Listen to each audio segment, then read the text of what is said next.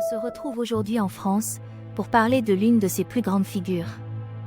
L'histoire du roi Soleil, également connu sous le nom de Louis XIV, est une histoire incroyablement complexe et riche. Il est difficile de tout couvrir en seulement 4000 mots, mais voici une version abrégée de l'histoire de ce monarque emblématique. Louis XIV est né en 1638 au château de Saint-Germain-en-Laye. Il est le fils de Louis XIII et d'Anne d'Autriche. À l'âge de 4 ans, Louis hérite de la couronne de France après la mort de son père. En raison de son jeune âge, sa mère assume la régence jusqu'à ce qu'il ait l'âge de gouverner lui-même. Louis XIV est considéré comme l'un des monarques les plus puissants de l'histoire, en grande partie grâce à sa politique de l'absolutisme. Il a concentré le pouvoir dans ses propres mains, gouvernant de manière autoritaire et limitant les pouvoirs des autres institutions et des autres personnes.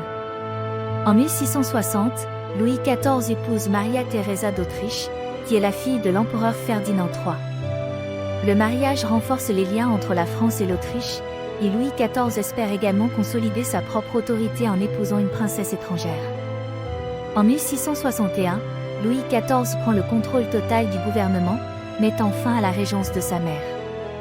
Il nomme alors Jean-Baptiste Colbert comme ministre des Finances, qui met en place une série de réformes économiques qui renforcent la position de la France sur la scène économique mondiale.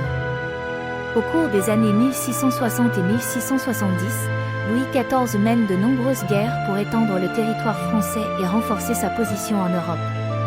Il mène des guerres contre les Pays-Bas, l'Espagne et l'Angleterre, dans le but de renforcer l'influence de la France sur la scène mondiale.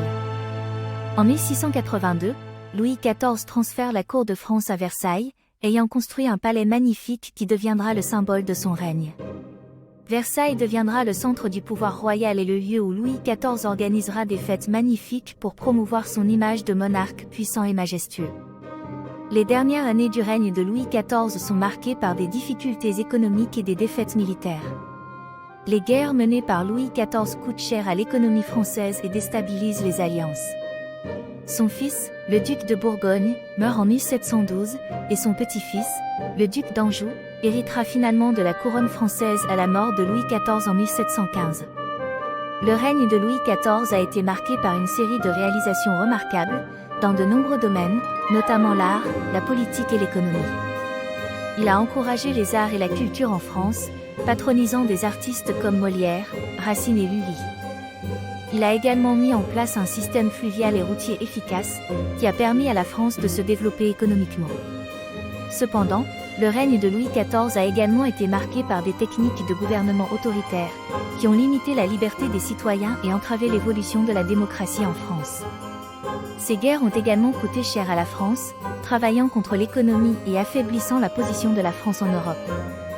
Louis XIV est décédé le 1er septembre 1715 à Versailles, laissant derrière lui un héritage controversé de grandeur et de violence. Malgré ces défis, le règne de Louis XIV reste un symbole de la puissance et du prestige de la France, et son influence continue de se faire sentir sur l'histoire mondiale. Nous sommes arrivés à la fin de cette vidéo. N'hésite pas à lâcher un gros pouce bleu, à t'abonner et à partager si le contenu t'a plu. Laisse un commentaire en passant, je n'hésiterai pas à te répondre. Prends bien soin de toi et on se voit à la prochaine pour d'autres vidéos.